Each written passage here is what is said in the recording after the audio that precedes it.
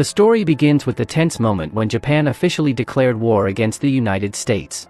The US Army had no choice but to respond, sending out several planes to launch aerial attacks. Among them was one plane carrying 3 soldiers, a pilot and his 2 assistants, Tony and Jean.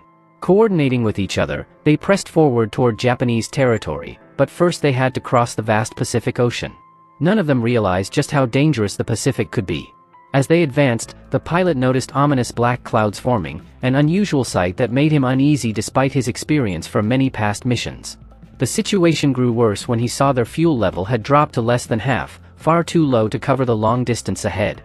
He quickly asked Jean to contact the military base for instructions, but the radio was full of interference. When a signal finally came through, it wasn't the US Army, it was Japanese soldiers. If the Japanese discovered American troops advancing toward their territory, they would certainly launch a deadly attack. Jean immediately cut the connection and switched to Morse code for secret communication, but even then, no contact could be established.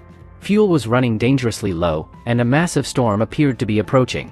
The pilot had no choice but to tell his crew they might have to land on water. Tony and Jean were terrified at the idea since they had never spent time in the open Pacific, and rescue could take forever.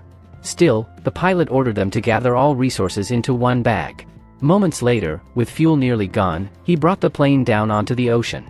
The impact badly damaged the aircraft, which began to sink quickly, likely due to an unnoticed hole. The pilot and Tony managed to unbuckle and swim upward, but Jean got stuck and was dragged down with the plane until the very last moment when he freed himself and followed his comrades to the surface. The 3 climbed into a small lifeboat, only to realize their supplies had gone down with the plane. Now stranded in the endless expanse of the Pacific Ocean with no resources, no contact with command, and the threat of Japanese forces potentially spotting them, the soldiers were left with only one option: survive against all odds. As far as they could see, there was no island and not a single boat in sight. The question now was, how could they possibly escape this situation? Suddenly, the 3 soldiers spotted a plane in the sky, a US military aircraft. Desperately, they waved and shouted, trying to get its attention, but of course, the plane was far too distant to hear them. They needed to do something noticeable to attract the crew's attention. This was a critical moment. If the plane passed without noticing them, they would be stranded indefinitely. In such situations, the simplest survival tactic is to spread clothes or belongings on the water's surface, creating a visible anomaly that rescuers might recognize. Without flares or signaling devices, survivors can also use goggles or mirrors to reflect sunlight, a method proven to be visible from great distances. If that fails, scattering body vests around the raft might catch attention. But these soldiers had none of those tools. The pilot lamented that if they'd had parachutes, they could have spread them out over the water, but those 2 had sunk with the plane. Helplessly, they watched as the aircraft disappeared into the distance.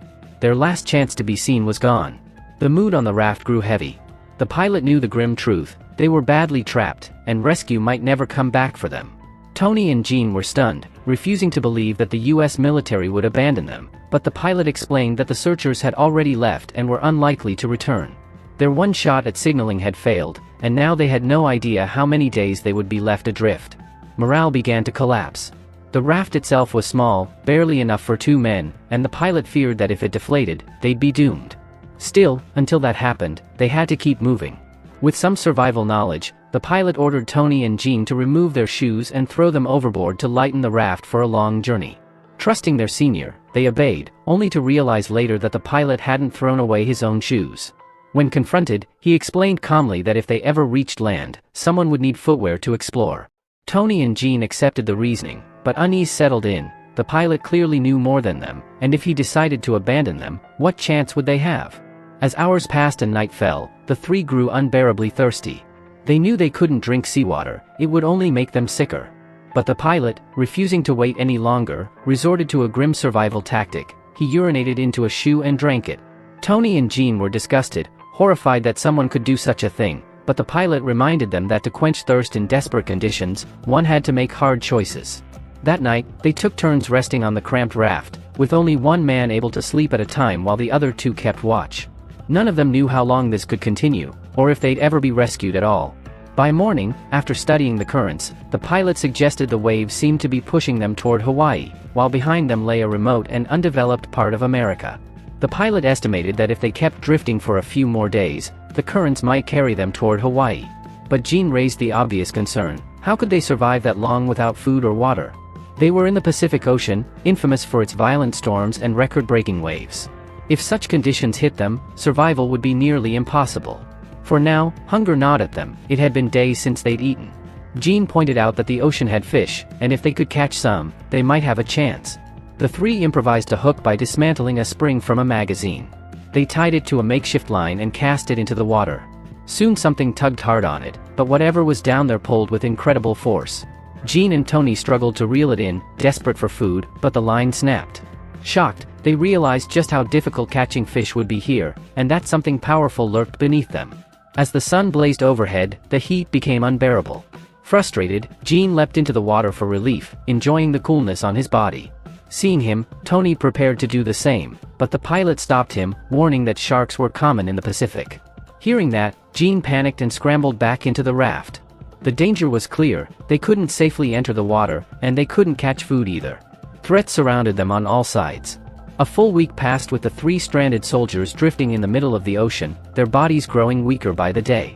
Sunburn covered their skin with angry red blotches. They couldn't fish, couldn't swim, and had no supplies. Worst of all, no rescue seemed to be coming.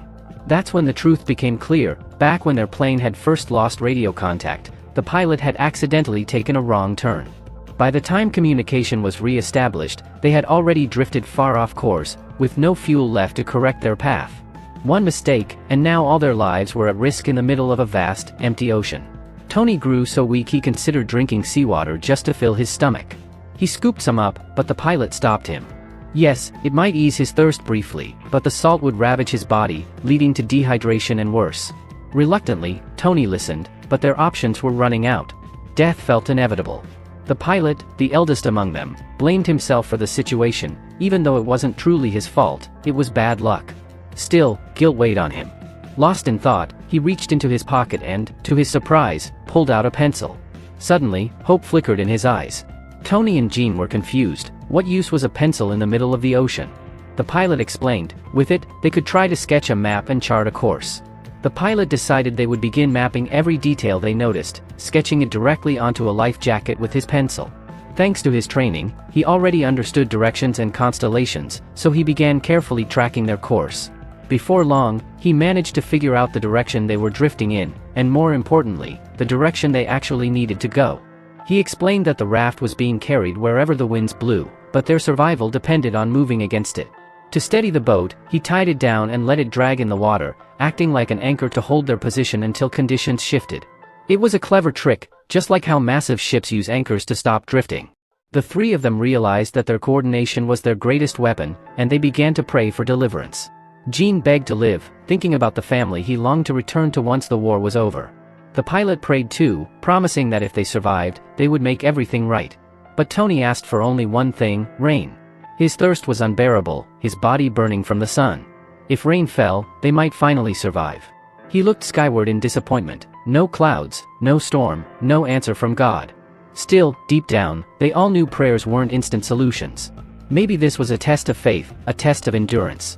That faint hope was the only thing keeping them alive. Without survival knowledge or mental strength, most men would have given up days ago. But for these three, worse challenges still lay ahead. Night fell again, with nothing but water and darkness around them. They sat silently, bracing themselves. Then, like a miracle, raindrops began to fall. It poured from the heavens, and the soldiers rejoiced. For the first time in days, they drank fresh water, greedily collecting as much as they could in every container they had. Their bodies soaked, their thirst finally quenched, their spirits lifted. It felt as though God himself had answered their pleas. By morning, Jean returned to his obsession: fishing. He had spent an entire week trying and failing, yet he refused to give up. The pilot told him it was pointless without a proper hook, but Jean was stubborn. He wasn't about to starve without a fight. Hunger can drive even the toughest men to desperation, and Jin's patience had snapped. Reaching into his pocket, he pulled out a knife. Opening it, he announced he would spear a fish directly. The pilot grew nervous, warning him to put it away. One wrong move could puncture the raft, and if air escaped, they'd all drown. But Jean, driven by hunger, ignored him. Leaning over the side, he stabbed at the water again and again. Suddenly, the knife struck something solid. Terrified, Jean gasped, believing he had stabbed the raft itself. If he pulled it back, the raft might collapse. But then came the shocking truth: he hadn't pierced the raft at all. The blade had struck a small shark. Jean quickly hauled the baby shark onto the raft, and together they killed it before it could strike back with its razor-sharp teeth. To survive, Tony and Jean sliced open its belly, finding several small fish inside, which they eagerly devoured. For the first time in days, they had something besides water in their stomachs, nutrition that gave them a renewed sense of strength. Still, a new fear weighed heavily on them. If the rest of the shark's family caught the scent of blood, they would surely attack. For now, though, the three men ate without worry, grateful to have food secured for the coming days. The pilot, feeling hopeful again, shared that he wanted nothing more than to return to his family as soon as they escaped. Curious, he asked the others about their loved ones.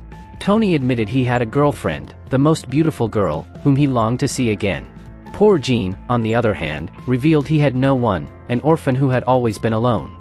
Hearing this, Tony smiled and told him to come meet his sister someday, promising she was kind and beautiful enough to steal his heart. That moment of bonding gave them courage, reminding them they were no longer strangers but brothers in survival. But danger returned quickly. Soon, they noticed a swarm of sharks circling beneath the raft. The scent of blood from the baby shark had drawn them in. Dozens swam menacingly around, yet by sheer luck, they eventually drifted away without attacking. The men breathed easier and settled into uneasy rest. That night, disaster nearly struck again. Jean, half asleep, let his hand dangle into the water. A shark lunged and bit him. By miracle, it didn't drag him under, but the wound was deep and agonizing. Tony and the pilot tended to him, and though the injury wasn't fatal, it weakened him badly. Time dragged on, days blending into nights. Weakened and hallucinating from hunger, Jean once thought he spotted an island, but it was only an illusion. His mind, clouded by pain and exhaustion, was betraying him. The others realized his condition was growing worse. Meanwhile, Tony, losing hope, clutched his pistol and stared at it for hours, as if contemplating suicide. But before he could act, Jean silently asked for the gun. Raising it without warning, he aimed, not at the pilot, but at a bird perched on the raft. One shot, and the bird fell dead into the sea. The pilot leapt in to grab it, unaware a shark was lurking behind him. His comrades shouted desperately, and he swam for his life, barely scrambling back onto the raft before the predator struck. Luck favored them again, and now they had meat to last a little longer. Still, the question loomed, how long could they survive like this? Their bodies were weakening fast, and despair was creeping in. The pilot awoke one morning furious to find both Tony and Jean asleep, no one standing watch as planned. Reckless mistakes could cost them their lives. He shouted at them, his frustration boiling over. Stung by his harsh words, Jean snapped back, blaming the pilot for everything. If he had been more careful flying the plane, they never would have crashed. Worse, Jean accused him of lying. After all his promises, no island had appeared. The pilot froze at the accusation, guilt clawing at his conscience. He remembered, with dread, that moment at the controls, when exhaustion overtook him, and he had closed his eyes, even for just a moment. For just a moment the pilot had dozed off, and in that brief lapse the plane had drifted off course, carrying the entire crew far from where they were supposed to be. The pilot had carried his guilt in silence for weeks, burying the truth beneath a hardened exterior. He knew that if he admitted the mistake, if he told them that he had closed his eyes for just a few minutes during the flight, the weight of all their suffering would crash down on him alone. So instead, he urged them forward with whatever scraps of navigation knowledge they still possessed, as if sheer determination could undo what had already been done. Jean, his skin blistered from the relentless sun, pulled out the rough map he had scrawled earlier onto the surface of a life jacket. His voice was weak but steady. Let's follow this. If we keep to the marks I made, maybe it will lead us to an island, maybe to survival. His words were the only thread of hope left in the void of the Pacific. The pilot, driven by desperation, tore apart one of his shoes and ripped the sole free. He shaped it into a crude paddle and began pushing at the water. The rhythm was clumsy, the strokes uneven, but it gave their raft the faintest hint of forward motion. Even then, none of them could be sure if they were moving closer to salvation or deeper into oblivion. The ocean had no signposts, no boundaries, only horizon upon horizon, endless and mocking. Then came the rain. At first, just a mist on the horizon, then a sudden downpour that pelted their cracked skin like cold needles. The three men tilted their heads back, mouths open to the sky, drinking greedily. They cupped their hands, filled helmets and torn cloth, storing every precious drop they could. For a short while, it felt like a blessing, a gift from heaven, washing away the salt from their lips and cooling their fevered bodies. But peace on the Pacific never lasted. As the sky darkened, the pilot's eyes fixed on the distance, and dread stiffened his voice. A storm was coming. Not the gentle kind that brought water, but a monstrous wall of black clouds advancing toward them like an army. Each second felt like it would be their last. And yet, against all odds, the storm passed. The fury of the ocean softened back into swells, and the men, trembling and numb, managed to right the raft and crawl back aboard. They lay in silence, too weak to speak, too broken to weep.